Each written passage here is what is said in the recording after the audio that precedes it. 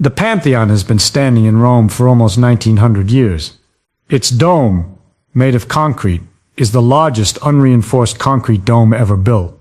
No steel bars inside, no modern engineering tricks, no rebar, no tension cables, no post-tensioning, just concrete, and it is still there, still holding, still perfect.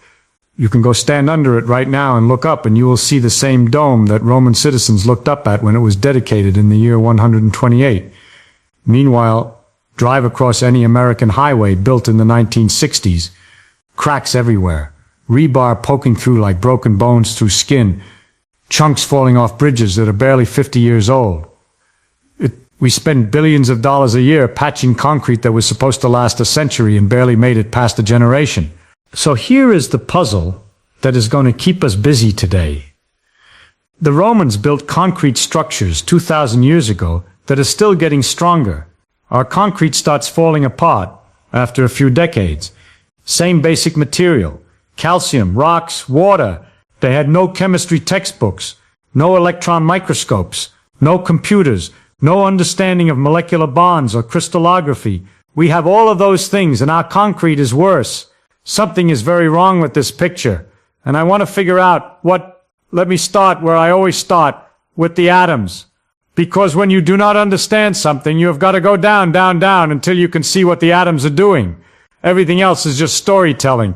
Until you know that, I have said this 1,000 times and I will say it 1,000 more. If you want to understand anything, you have to ask, what are the atoms doing? So what is concrete? Strip away all the engineering language and the construction industry jargon, and at the most basic level, concrete is a glue holding rocks together. You take some rocks, some sand, some gravel, little pieces and big pieces, and you mix them with a paste that starts out wet and becomes hard. The rocks are the filler. They provide bulk and strength and shape. But the paste is the interesting part. The paste is where the action is. In modern concrete, that paste is made from something called Portland cement. Here is how you make it. You take limestone, which is mostly calcium carbonate.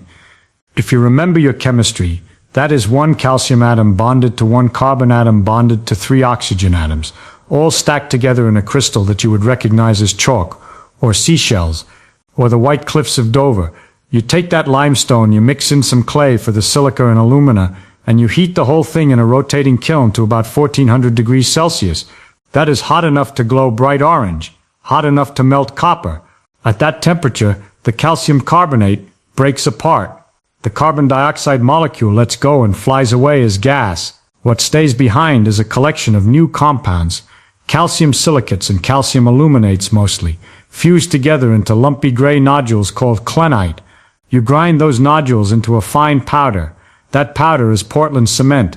Now you add water, and something wonderful happens.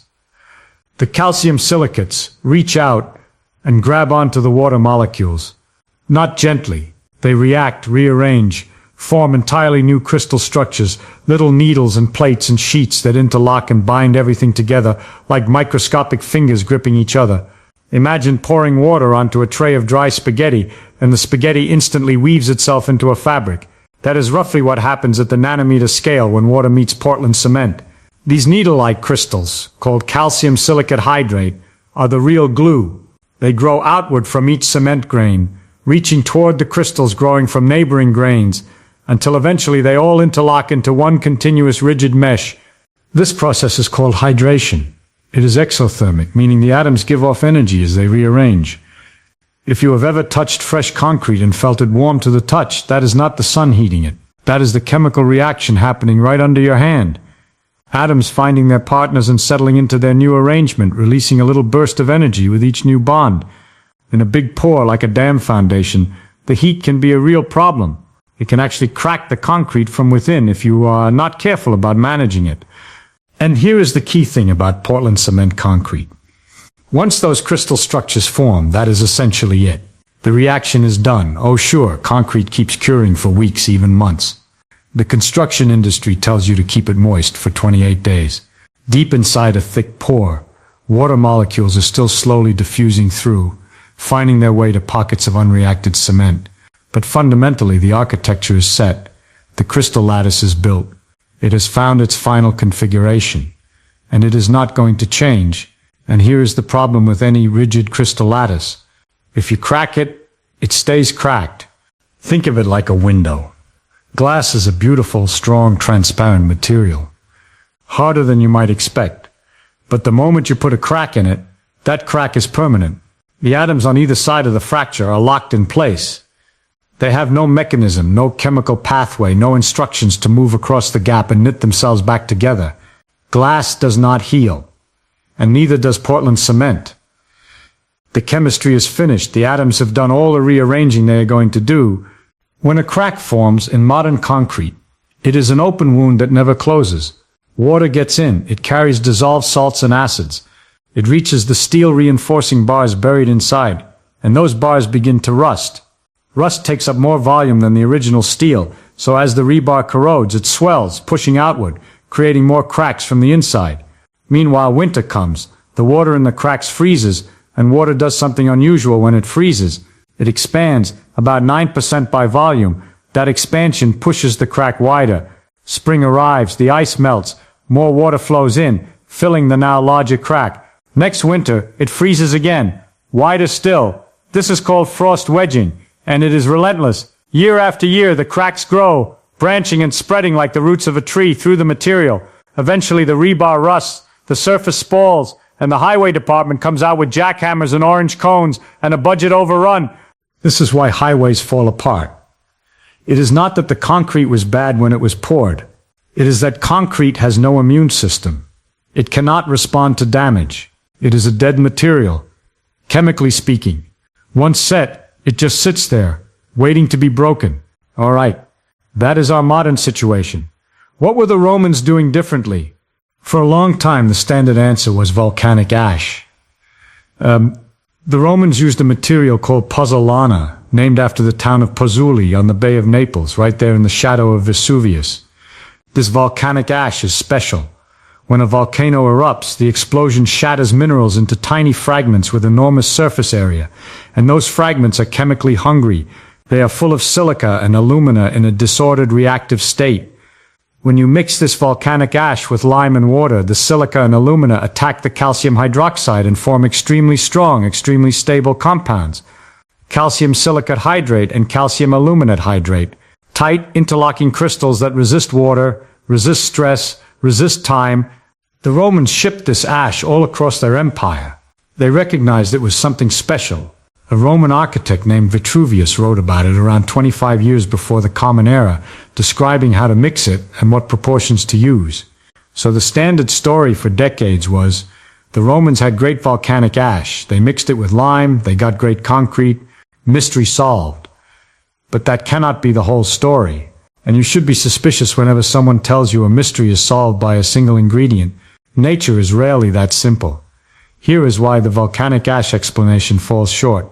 Not all Roman concrete survived. Some of it crumbled just like ours. The ash was used across the empire, but the results varied wildly. Concrete at one site lasted 2,000 years. Concrete at another site using similar ash did not. If the ash were the whole secret, you would expect consistent results wherever the ash was used. You do not get that. Something else is going on.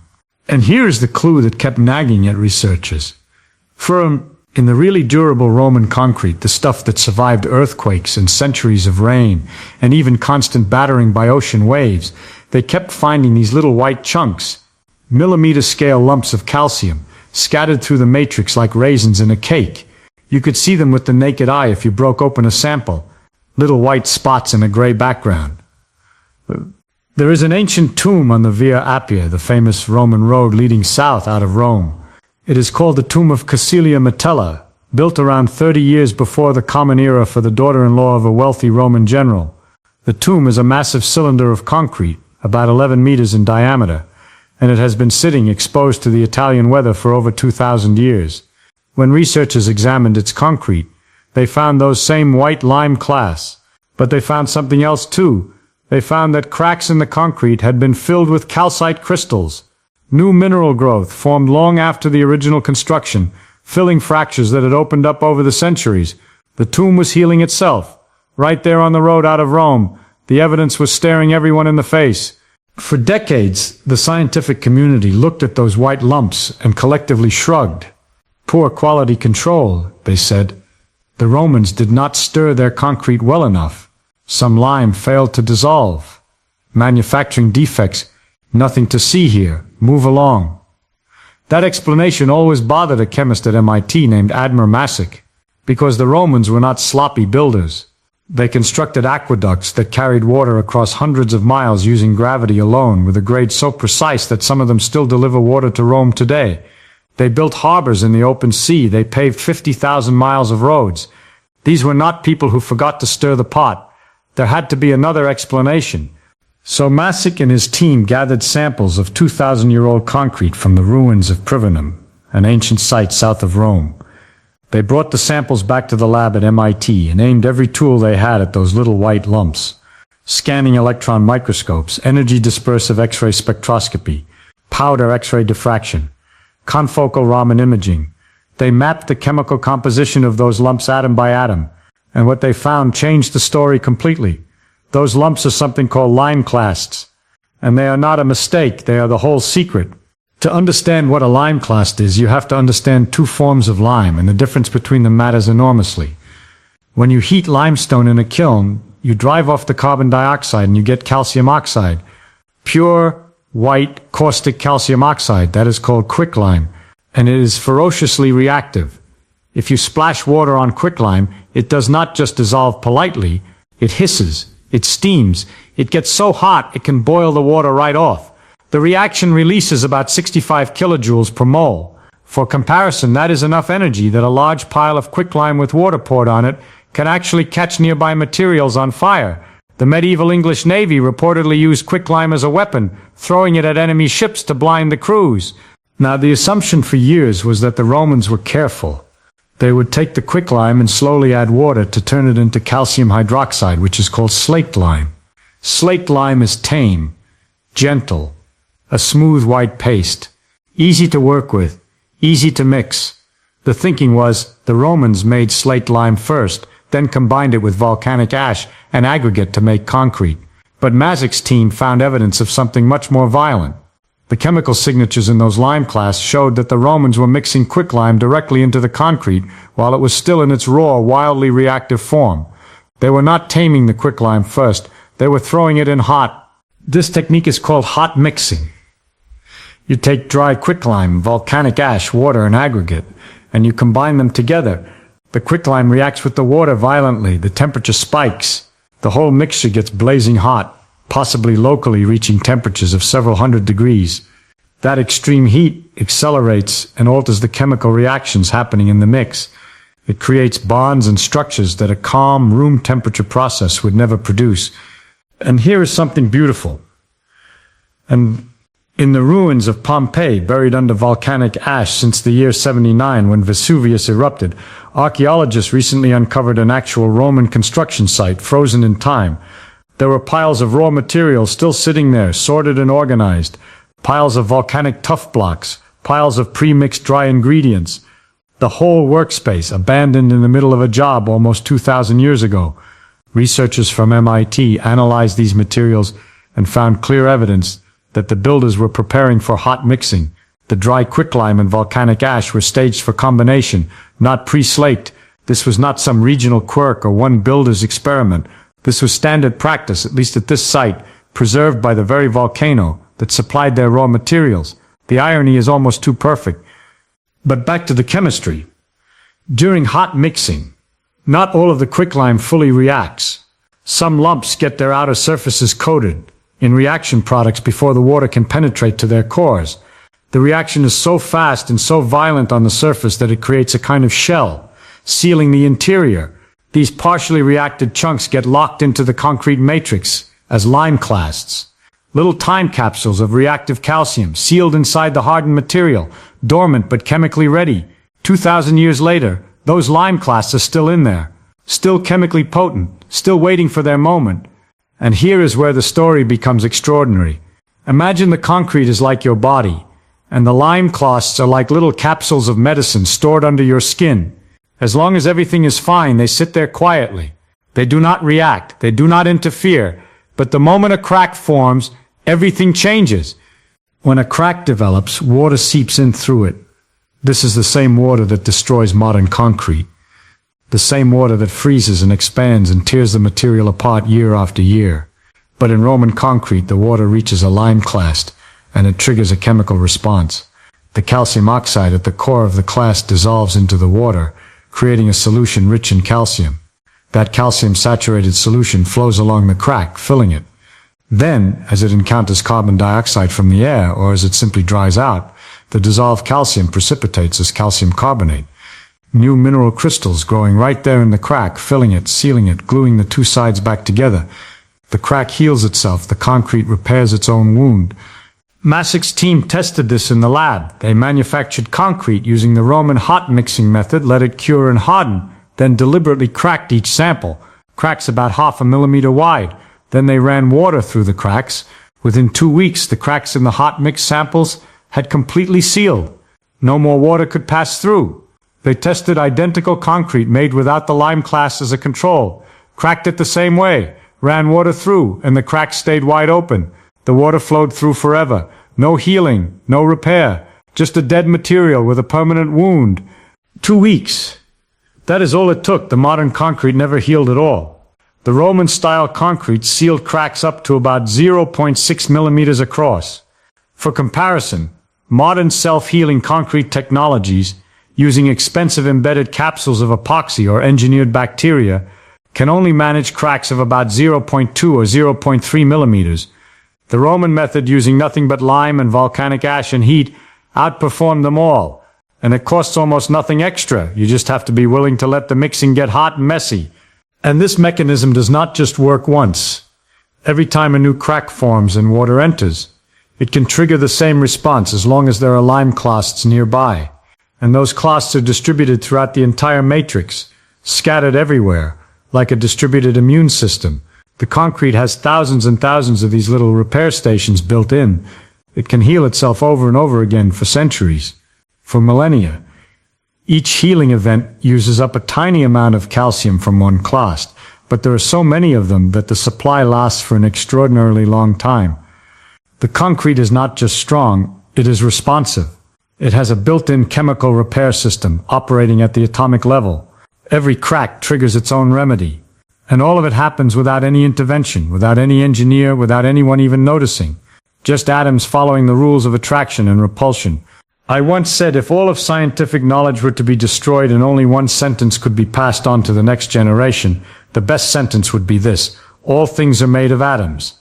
Little particles that move around in perpetual motion, attracting each other when they are a little distance apart, but repelling upon being squeezed into one another.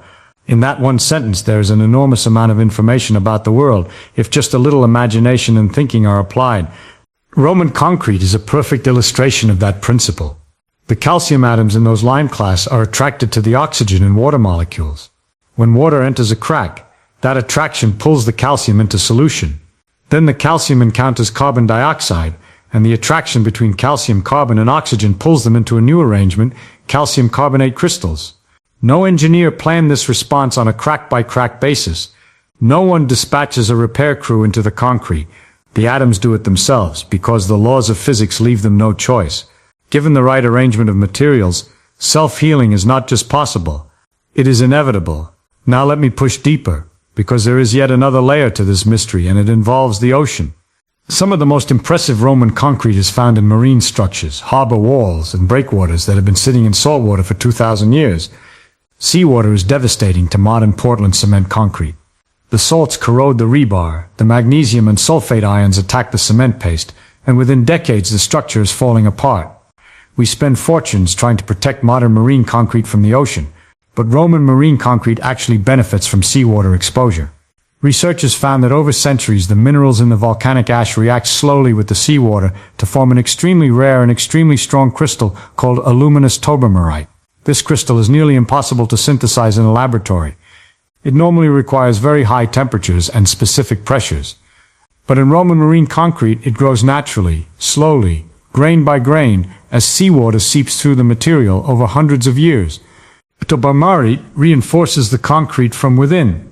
It fills pores and strengthens the binding matrix. So Roman marine concrete is not just healing its cracks with calcium carbonate.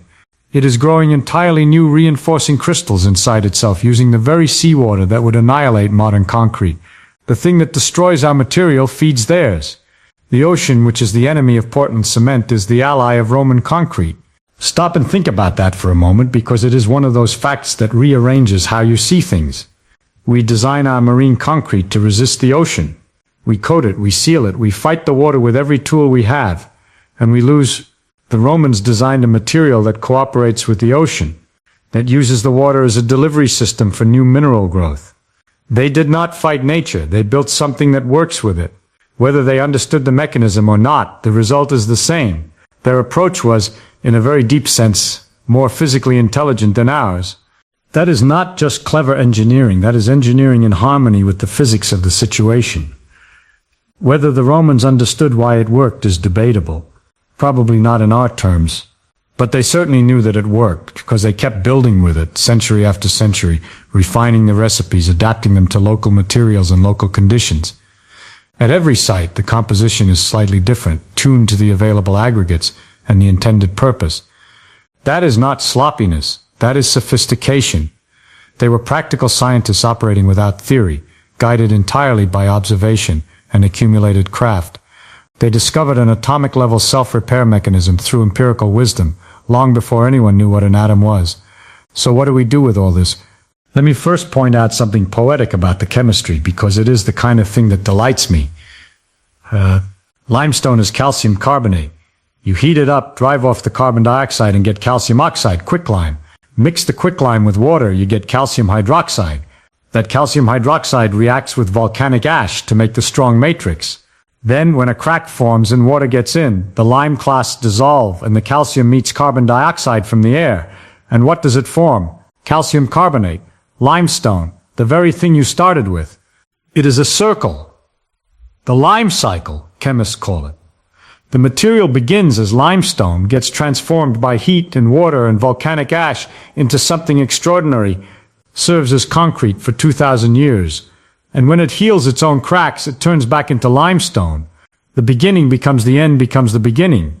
Nature has these cycles everywhere if you know where to look. Water evaporates from the ocean, falls as rain, runs back to the ocean. Carbon dioxide is breathed out by animals, absorbed by plants, and released again when the plants decay. And calcium carbonate breaks down in fire, does its work as concrete, and quietly reassembles itself from water and air. There is a kind of elegance there that you could not design better if you tried. Now, the practical question. Modern concrete production accounts for roughly 8% of global carbon dioxide emissions. 8%. That is enormous. Every ton of Portland cement releases nearly a ton of carbon dioxide, partly from the fuel needed for the kilns, and partly from the limestone itself, releasing its stored carbon during calcination. It is a double hit on the atmosphere. We pour over 4 billion tons of concrete every year, making it the second most consumed substance on Earth after water, and most of it will need to be replaced within 50 to 70 years. That is a staggering amount of material flowing through the economy, and a staggering amount of carbon flowing into the sky. If we could make concrete that lasts 500 years instead of 50, the arithmetic is simple. We would need a fraction of the production, a fraction of the carbon emissions, a fraction of the quarrying, the mining, the transport, the demolition, the waste.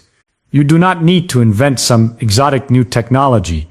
You just need to make what we already have last longer. And the Romans showed that this is physically possible, not theoretically possible, actually demonstrated, proven over 2 millennia of real-world testing. Several groups are now working on exactly this, inspired by the Roman discovery. Some are experimenting with hot mixing techniques using quicklime. Others are using coal fly ash, which has chemical properties remarkably similar to volcanic pozzolana, as a substitute. Fly ash is a waste product from coal power plants, and there are mountains of it sitting in landfills. Using it in concrete would solve 2 problems at once: better concrete and less industrial waste. The early results are promising, and at least one startup is already producing Roman-inspired self-healing concrete for commercial use.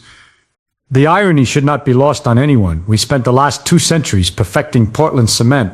We optimized it, standardized it, made it cheap and fast and uniform. We rejected any batch that had white lumps in it. We called those imperfections.